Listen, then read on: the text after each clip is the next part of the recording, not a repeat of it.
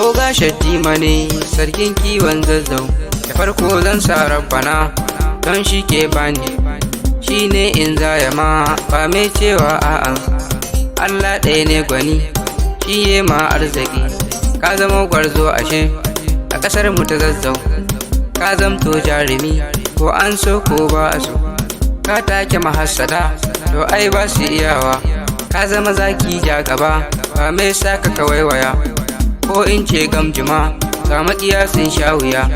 Kai ne fannin tsaro duka ƙasa an san da ku, kaga rago ai bai tsaro ko ya je zai dawo. Maza ke daji su mata sai ɗaki, kai ne oga a can kai ne oga a nan, ka zamto jarumi a ƙasar mu ta Zazzau. In dai kiwo ne kai ne sarkinsu, in dai kiwo ne kai ne ogansu, in dai kiwo ne kai ne mai basu, in dai kiwo ne kai ne ticansu. Duk wani mai kiwo ashe in dai na ƙasar Zazzau ne to ya san da zamanka. In dai kiwo ne gida gida fa a Zazzau to kai ne ogansu. In dai mai kiwo ne kuma an san mai kiwo ne sai ya zo gaishe ka.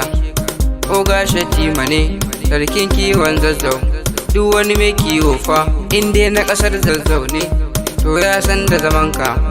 A gidan Shatima ne dabbobi har da na Indiya, a gidan Shatima ne dabbobi har da na Saudiya, a gidan Shatima ne dabbobi ba su ƙidayuwa, har masu ƙafa biyu kuma har ma masu ƙafa hudu. A gidan Shatima ne duk dabbobin kiwo akwai, lalle kai ogansu ne har mu ma dole muna ciki.